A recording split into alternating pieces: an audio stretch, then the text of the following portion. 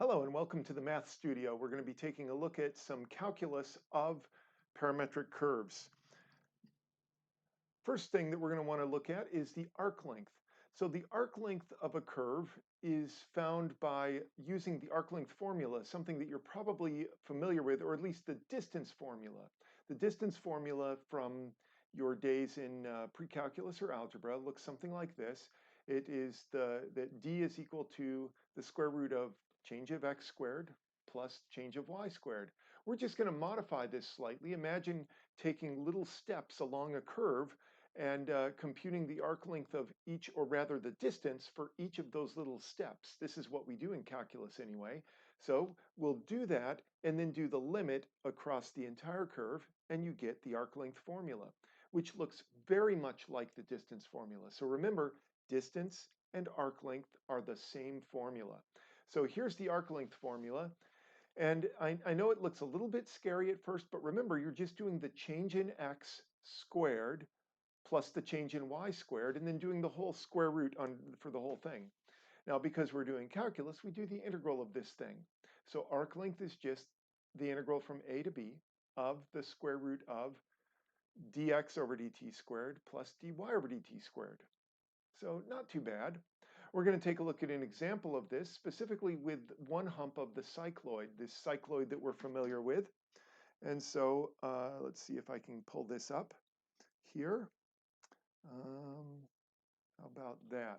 So here is my cycloid, and I'm going to be computing the arc length of one hump of this cycloid. I suppose that we need to know that this begins when t equals 0 right here,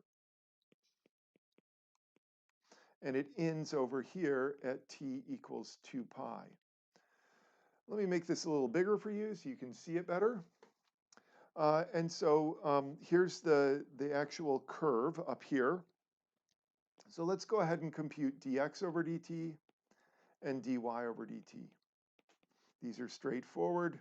Dx over dt is just 1 minus the cosine of t, and dy over dt is just the sine of t. And so our calculation is going to be the arc length is equal to the integral from t equals 0 to t equals 2 pi of the square root of dx over dt squared plus dy over dt squared. So this is going to be 1 minus cosine of t squared. And I can't emphasize this enough that this is actually dx over dt. It's not y, even though it happens to be the same expression. This is dx over dt, and then I'm going to do dy over dt next. Whoops, there we go. I'll put that right here. Okay, so let's go ahead and add that in. Sine squared.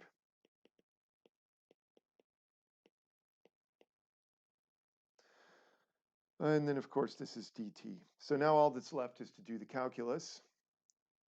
So s is equal to the integral from 0 to 2 pi of the square root of, I guess I'm going to need to multiply this out. Oops, didn't leave myself enough room there. So first off, we have 1. Oops, where's my 1? There it is. Oh, it's come 3 times now. So 1 minus 2 cosine t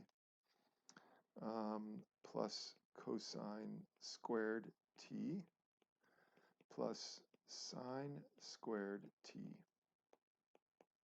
I think you probably can guess where this is going. This is going to be the integral from 0 to 2 pi of the square root of 1 minus 2 cosine of t. And then if you'll forgive me for not actually writing this out, you probably can tell what's going to happen right here, I hope. But that cosine squared plus sine squared is equal to 1. And so this equals 1 over here. Whoops. Dt. And so we end up with the integral from 0 to 2 pi of the square root of 2 minus 2 cosine of t. dt. Now at this stage, there are undoubtedly several identities that we could employ. I'm thinking just looking at this of multiplying the whole thing by 1 plus cosine t over 1 plus cosine t. I'm not sure that that would be all that helpful, but it might be something to try. However, I'm not willing to do that, and so I'm going to, at least not at this time, I'm not willing. And so what I'm going to do is I'm going to just punch this into my calculator, and hopefully you know how to do this, doing Math 9.